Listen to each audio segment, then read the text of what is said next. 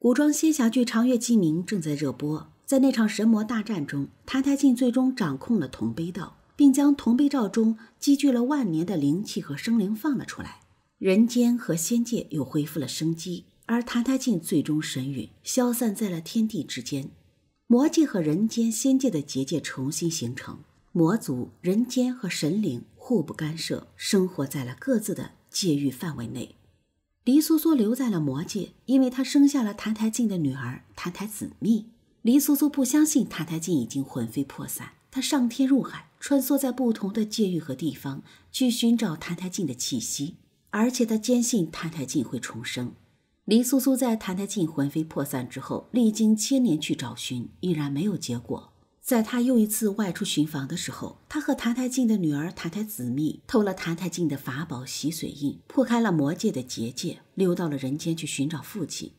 结果谭台子密一个人在人间的一个小镇上溜达到困了，越没有找到任何线索，还差点被几个镇上的地痞给装起来卖了。幸好谭台子密生来就有神力，三下五除二将这几个心怀不轨的地痞给揍趴下了，而他自己也跑了。到了傍晚，谭台子密趴到了一棵树上休息，他自己累了就慢慢睡了过去，最后被一群镇上的狗叫声吵醒。原来他身上有魔气，而这让这些狗都非常惊慌，就大叫了起来。恰好这时从树下经过一个很瘦很高的猎人，他带着自己的猎物回家，一回头看见了树上的谭台子密，一个粉雕玉琢的谭台子密。谭台子密问他：你知道我的父亲谭台烬吗？那个瘦高个儿的男人摇摇头说不知道。随后这个男人将围着树大叫的狗都赶走了，让谭台子密下来，随后问他：天快黑了，你的爹娘呢？谭台子密想了想说：娘去了很远的地方，爹爹死了。男人沉默一会儿，看着他身上华丽的衣衫说：天黑以后镇子上不安宁，你的爹娘都不在，家里总会有仆从，你去找他们吧。谭台子密说：我离家已经很远很远了，这次要找到爹再一起回去。那个男人捡起了地上的猎物，很冷淡地说：随你。谭台子密在镇上闲逛，天色也渐渐暗淡了下来，烛火在家家户户亮起。当谭台子密在街上又遇到几个醉汉的时候，他感觉到了一丝危险。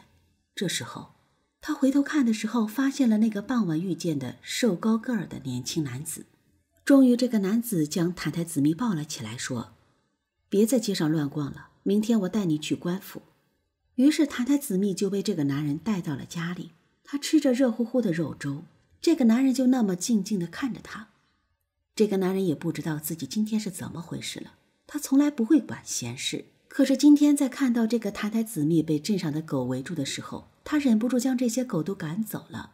晚上好不容易回家准备睡觉，却总是心中不安宁，出门去找人，还将他带了回来，方才放心。谭台子密吃饱喝足，假装很成熟地说：我叫谭台子密，你叫什么名字？那个男人说：白子谦。谭台子密就在白子谦家住下了。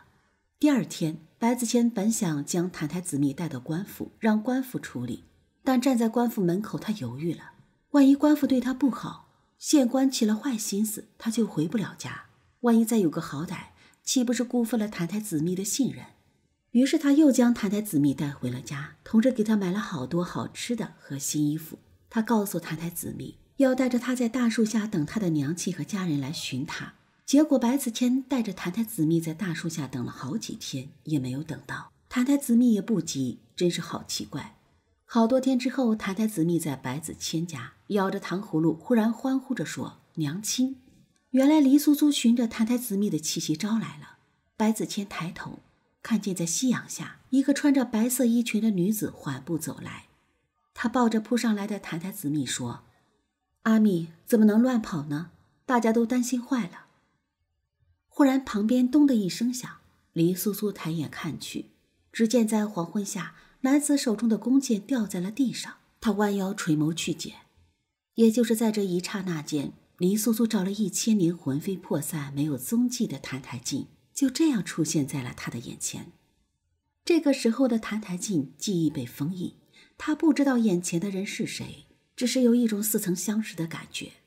黎苏苏找到了谭台烬，但是谭台烬却不认识他，这该如何是好？